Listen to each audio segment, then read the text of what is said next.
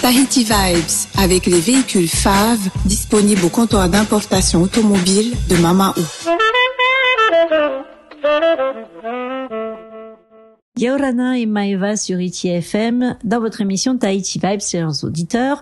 Aujourd'hui, on va parler théâtre mais aussi politique, mais aussi du coup histoire, puisque le thème de la pièce qui va vous être proposée du 6 au 15 mai au Petit Théâtre de Papeete, c'est La vie et la mort de Jacques Chirac, roi des Français.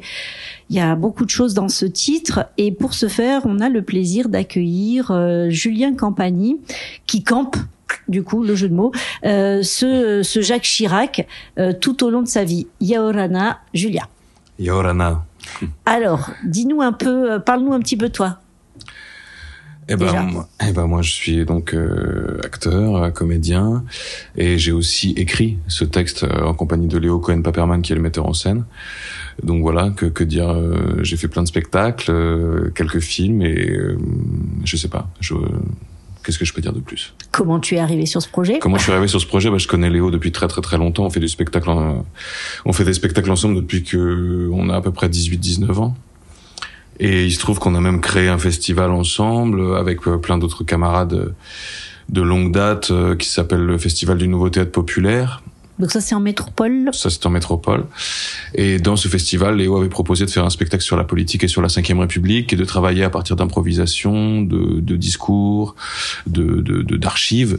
Et moi, il m'avait demandé de faire Jacques Chirac. Et puis à ce moment-là, il y avait eu quand même une petite rencontre avec le personnage. Ça m'avait passionné de travailler sur son histoire. De rencontre avec le personnage en vrai ou non, avec son histoire, sa biographie? Non, j'ai pas eu cette chance-là, mais de rencontre avec le personnage historique, de rencontre avec le personnage public. D'accord. Et pour en faire un personnage de théâtre, ce qui n'a rien à voir. Donc comment passer de la réalité à la fiction, mais une fiction qui est très empreinte de réalité, c'est ce qui m'a passionné. Et quelques années plus tard, peut-être 3-4 ans, Léo, avec sa propre compagnie qui s'appelle la Compagnie des Animaux au Paradis, m'a dit: j'ai envie de faire un spectacle entier, poétique, politique, comique, dramatique, sur Chirac, et j'aimerais qu'on le fasse ensemble, qu'on l'écrive ensemble.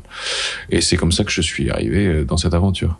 Alors comment on s'investit justement pour jouer un tel personnage, parce que c'est une bête en politique que ce Jacques Chirac, aimé ou pas, plus ou moins apprécié ici en Polynésie, mais on peut pas lui enlever que ça aurait été une bête politique. Alors comment on investit le personnage? On a un peu des devoirs. On a aussi des droits, mais on a un peu des devoirs au sens où on est face à une montagne d'archives, une montagne aussi d'affect et de sentiments des gens, du public, parce que c'est un personnage qui a traversé 50 ans de vie politique, que à peu près toutes les générations vivantes ont connu.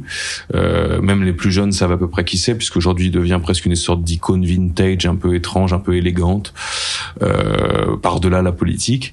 Donc on se confronte aux avis de chacun, on se confronte à une tempête de sentiments. Donc on a des devoirs, parce qu'on doit digérer tout ça, on doit interpréter tout ça, mais aussi on a des droits, au sens où ça devient un personnage de théâtre, et on est acteur soi-même, et on l'interprète. Et au sens propre, c'est-à-dire qu'on en fait soi-même son propre Chirac. Alors on essaie que ce soit une espèce de figure comme ça ouverte, où chacun puisse y trouver, y mettre ce qu'il a envie d'y mettre. C'est ça aussi l'objet du travail de l'artiste, hein, c'est d'ouvrir le champ libre à toutes les interprétations, à toutes les imaginations des gens. Mais soi-même, on y met beaucoup de liberté. On prend ses propres droits, ouais. Alors, quand tu dis on prend ses propres droits, on y est sa liberté, ça veut dire quoi? Dans l'interprétation, dans une revisite de certains faits, de certains moments? On est obligé de faire des choix. On peut pas parler de tout, on peut pas traiter tout. Et moi, en 1h20, je joue à peu près, en très gros, de 6 ans à 87 ans. Donc déjà en 1h20. Tu balayes large. Oui. Et donc même physiquement, vocalement, spirituellement, voilà, comment est-ce qu'on traverse tout ça en si peu de temps? Il y a une espèce d'accélération comme ça. Donc ça déjà pour un acteur, on est obligé de faire des choix. On peut pas tout traiter dans le détail. Comment est-ce qu'on joue qu'on a 35 ans? Comment est-ce qu'on joue qu'on en a 80? Bon, là, déjà, on s'éloigne de la réalité, ou au contraire, on la transcende, j'en sais rien. On la sublime? Espérons. Enfin, non, mais sublimée dans le sens... Oui, pas rendre tout merveilleux. On est d'accord, en tout cas, c'est un objectif. Ouais. Voilà, ok. Donc, tu es pas tout seul sur scène. Il y a Clovis Foin. Clovis Foin, qui est mon camarade, c'est un vrai duo. Ouais. Lui, il joue beaucoup de personnages qui sont des personnages que nous, on a trouvé clés dans son parcours, qui sont le personnage de son chauffeur, qui s'appelait Jean-Claude Laumont, qui a été son chauffeur pendant 25 ans, qui est un personnage très important pour nous, parce que c'est une figure un peu de Sganarelle avec Don Juan. C'est aussi une figure du peuple. Il joue Charles Pasqua, il joue Pierre Juillet, qui a été son mentor en politique, et il joue aussi Ludovic Müller, qui est un personnage totalement inventé, qui est un personnage de narrateur. Ah oui, le narrateur de l'histoire, et ceux qui viendront voir le spectacle comprendront pourquoi.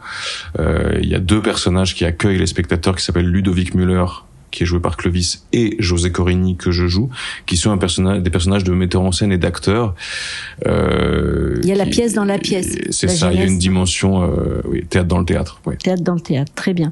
Qu'est-ce que tu as personnellement retiré, parce que c'est une pièce que tu as déjà jouée, vu les New York Times, Canard enchaîné, toute la culture, avec des avis de très bonnes critiques, des critiques positives. Donc tu l'as joué déjà combien de fois, cette pièce? Je sais pas, je dirais une 50aine de fois peut-être. Ouais. Qu'est-ce que donc t'as déjà un petit recul dessus, même un grand, je sais pas, c'est la durée de vie de la pièce, mais qu'est-ce que tu en retires, toi, de cette expérience? Plein de choses. Déjà, ce que c'est un sujet et un spectacle qui permet de rencontrer les gens, de rencontrer le public de manière très singulière, que j'ai jamais vécu par ailleurs quand je joue soit des pièces du répertoire, soit d'autres spectacles, que ça touche à quelque chose d'assez intime et en même temps de collectif. Il y a ce paradoxe-là. Et comme j'interagis avec le public et que j'improvise pas mal dans le spectacle, pour moi, personnellement, c'est une découverte aussi d'un certain rapport au théâtre, d'un certain rapport au public. Et j'ai plein de choses à dire. C'est un espace de liberté extraordinaire, de pouvoir écrire soi-même. Oui, parce que c'est ça aussi, c'est d'être le co-auteur. Ça veut dire que on prend à la fois on écrit, mais à la fois on prend aussi beaucoup de liberté quand tu poses des questions, quand t'es en interaction avec le public, forcément tu sais pas ce qui va te sortir du chapeau au niveau impro, quoi. Exactement. Oui, et puis après l'expression on n'est jamais mieux servi que par soi-même. Elle prend aussi son sens parfois. Oui, c'est. Puis la complicité d'écriture avec Léo, qui est un camarade de longue date, qui permet justement un plaisir de travailler, une liberté dans le travail qui est rare. C'est une collaboration. Une vraie collaboration. Comment on prend la voix? Parce que quand tu balayes autant d'âge que ça, il avait quand même un phrasé et une tonalité de voix très particulière. On travaille ça comment? On travaille ça en se nourrissant d'archives, en écoutant beaucoup, en essayant, en se trompant, en ratant. Après, ce qui avait de particulièrement intéressant avec ce personnage-là, c'est que c'est peut-être celui qui a été le plus caricaturé. Ah ouais, lui le pauvre. Tout le monde a son Chirac, tout le monde le fait à table, en dîner de famille. Ouais. Et donc, la question, c'était comment essayer de ne pas le caricaturer. Comment aller voir notamment les vidéos de sa jeunesse, les vidéos des années 60 où il a à peine 35 ans et où on sent les prémices de ce qui va devenir, mais d'essayer de proposer autre chose qu'une caricature, parce que moi mon boulot c'est pas caricaturiste, c'est acteur, donc c'est toucher à l'humain. La caricature en fait elle donne un point de vue sur le personnage, elle le regarde un peu de haut. L'acteur il essaye de le regarder dans les yeux, c'est-à-dire de ne pas le juger ni négativement ni positivement, mais d'essayer de l'aimer. Quand on aime quelqu'un, vraiment, on aime ses défauts et ses qualités. Et l'acteur avec le personnage, il doit faire pareil, qui joue le pire des salauds ou qui joue le pire des héros. Alors justement, salaud, héros, bienfaiteur ou pas, il y a un événement, toi particulièrement, dans la vie de Jacques Chirac, que tu ne connaissais pas ou qui t'a vraiment interpellé, questionné sur le personnage public qu'il était? Il y en a plein, parce que son parcours c'est peut-être le personnage qui a été le plus filmé, analysé de toute l'histoire politique française récente. Après, il y a un événement fondateur qui a été à la base de l'écriture, qui est parti d'une blague et qui a été vraiment une sorte de base d'écriture pour nous. C'est que dans son autobiographie, il raconte que quand il a passé l'oral de l'ENA, À la fin de l'oral, on pose toujours une question de culture générale et on lui a demandé qui est le philosophe grec de l'Antiquité qui a créé les bases de la médecine moderne. Et il répond c'est Hippocrate. Au lieu de dire Hippocrate. Donc ce serment d'Hippocrate, pour nous, ça a été à la fois une source d'amusement, mais surtout une source d'écriture, au sens où l'hypocrite en grec, ça veut dire l'acteur. Ouais. Et que nous, dans le spectacle, la figure de l'acteur qui se maquille, moi, je me transforme et je vieillis dans le spectacle en me maquillant, devant une loge. Ouais. Nous, on dit que c'est une loge. Que l'on voit, qui est révélée. Il y a vraiment une dimension envers du décor qui fait partie de l'univers poétique. Et donc voilà, l'hypocrite, l'acteur, mais en même temps évidemment l'hypocrite en politique, on sait ce que ça veut dire, on sait qu'on l'a appelé le super menteur, on sait que il a fait profession de langue de bois, il ne s'en cachait pas, donc toute cette disons que ce monde de l'hypocrisie, c'est par-delà bien et mal, a été une base de travail pour nous. Ouais. Eh bien, je te remercie beaucoup, Julien. Merci pour toutes ces infos. On va passer maintenant la parole à Léo, qui va nous parler d'autres petites choses à côté pour donner finalement, terminer de donner envie à nos auditeurs de venir te voir avec ton collègue Clovis interpréter la vie et la mort de Jacques Chirac. Merci beaucoup. Merci à toi. On vient de discuter assez longuement donc avec Julien, donc avec lequel tu es co-auteur. Alors maintenant, ce qui m'intéresse, c'est justement ta vision à toi, au-delà de l'écriture, de la mise en scène et des partis pris, en fait, parce qu'il y a toujours un parti pris, notamment quand on investit comme ça un personnage public, et sur justement un peu plus d'1 heure. Donc du coup, raconte-nous un petit peu le travail qui a été fait pour rendre possible toute son histoire, parce que la vie, la mort en 1h20, c'est un sacré défi quand même. Oui, comme disait Julien, je pense que effectivement quand on se dit Jacques Chirac 1h20, Jacques Chirac plus de 80 ans de vie, 50 ans de vie politique, il faut faire des choix. Et je pense que nous, le choix ce qui a présidé à notre choix, c'est l'idée de parler de cette France-là qui a beaucoup espéré en Jacques Chirac, cru en lui et qui s'est peut-être senti trahi par lui. D'accord. C'est-à-dire, en gros, moi travaillant beaucoup dans la France un peu pavillonnaire, la France qu'on peut appeler périphérique, je sais que c'était important pour nous de parler de cette France-là, et que s'il y a un parti pris narratif, il est là. Et s'il y a un parti pris esthétique, je pense qu'il était présent dès les premiers moments de l'écriture.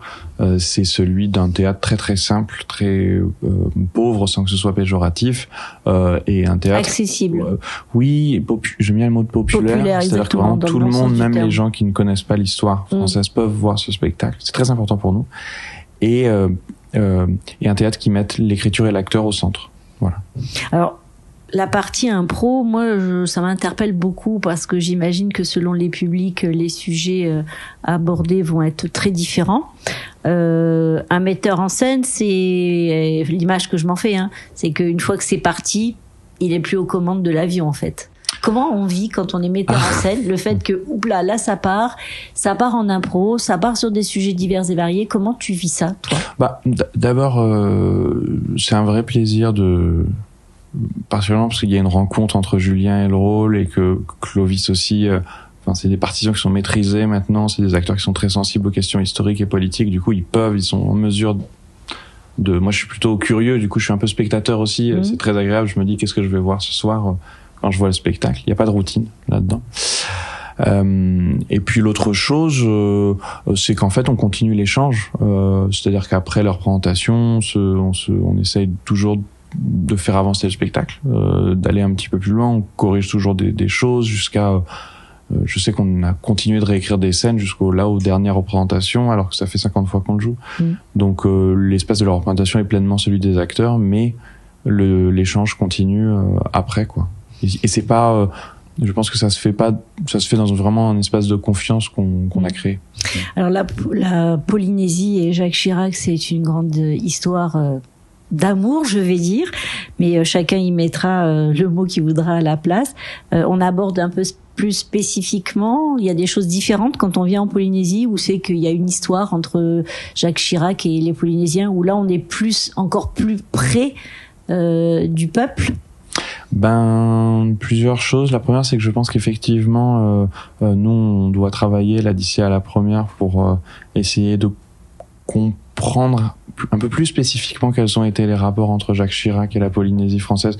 On en connaît un petit peu, mais on a peut-être envie d'aller plus en profondeur pour que Julien, justement, puisse être en mesure de répondre quand quelqu'un l'interprète comme s'il était Jacques Chirac, vraiment comme. Et donc, on comprend qu'il avait une connaissance quand même assez importante de la Polynésie française, qu'il y a des rapports qui sont très ambivalents, contradictoires, et que il va falloir essayer, nous, de comprendre ça. Et puis l'autre chose, c'est que je pense que les problématiques de la Polynésie française, il me semble, de loin, enfin la lecture que j'en fais, sont à la fois très différentes, mais à certains endroits, par rapport à cette France périphérique, peuvent se rencontrer. C'est-à-dire ce sentiment d'être un peu parfois à l'écart de quelque chose, en périphérie, je pense qu'il peut être décuplé. C'est ce qu'on peut ressentir aussi. Et puis il y a des choses qu'on ne sait pas et qu'on va apprendre dans les représentations aussi, j'imagine, j'espère. Voilà. Bon. Ce travail, parce que justement, quand on arrive à 1h20 sur 80 ans de la vie de quelqu'un aussi riche que celle de Jacques Chirac, c'est un projet qui a été préparé pendant combien de temps ? On a mis, en vrai, c'est plusieurs années, parce que entre le moment où on a créé Le Jour de gloire est arrivé, dans lequel Julien jouait Chirac, on avait déjà commencé un travail de documentation important. Mais là, sur ce spectacle-là, je pense qu'il y a 6-7 mois de lecture, quand même. Après, moi, je suis en train d'écrire une série là sur les présidents de la 5e. En fait, Chirac est le premier opus, mais là, je viens de finir le Mitterrand et je vais faire le Giscard. Voilà. Et on crée le Giscard d'Estaing dans 2 ans. Et à chaque fois, ce dont on se rend compte, c'est qu'il faut se documenter, mais il faut arriver à tout oublier aussi, pour arriver à en faire du théâtre et pour arriver à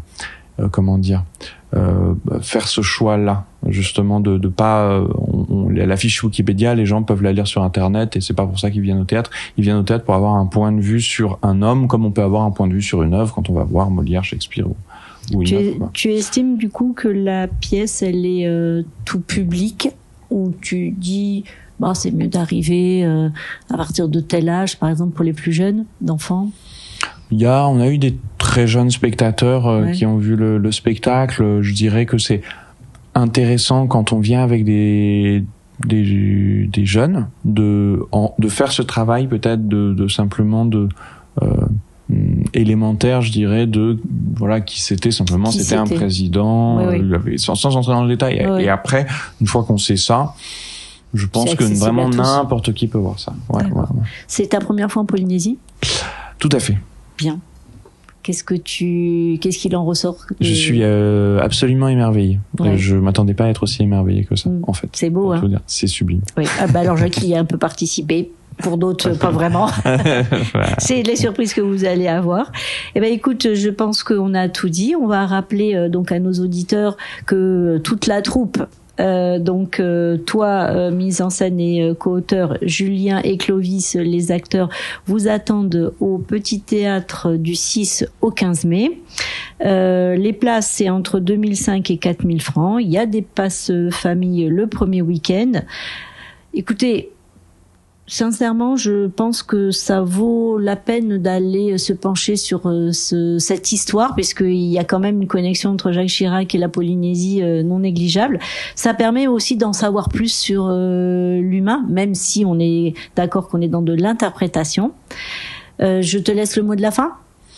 Oui, venez, parce que c'est vraiment un spectacle qui permet qui nous permet de rencontrer les gens. Donc c'est très festif aussi, il y a cette dimension-là,